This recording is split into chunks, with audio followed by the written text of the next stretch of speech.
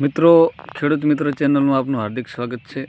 આપ જોઈ રહ્યા છો કે 12મા મહિનાની લગભગ 17 તારીખે આપણે કાળીંગા અને ચોળીનું વાવેતર કરેલું છે। તો બંનેનો જોરદાર વિકાસ છે।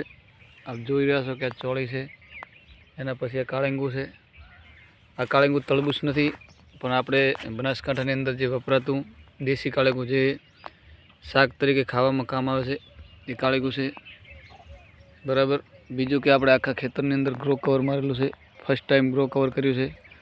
તો ગ્રો કવરને લગતી કોઈ પણ માહિતી હોય તો એની આપ માહિતી લઈ શકો છો, કારણ કે આપણે ચેનલ જે ખેડૂત મિત્ર ચેનલ છે, અને આમાં દરેક ખેડૂતને અમારા તરફથી જે તે નવી માહિતી છે તે આપવામાં આવશે।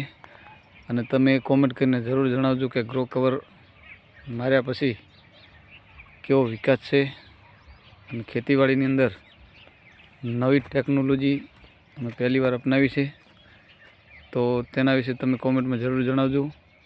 પૂરા 2 વીઘાની અંદર કાકડી, કાળીંગા અને ચોળીની ખેતી કરેલી છે।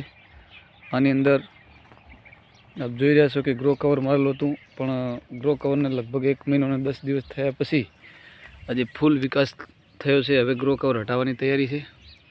તો આપ જણાવજો કે અમારો ચોળી અને કાળીંગાનો વિકાસ કેવો છે। જય જવાન, જય કિસાન।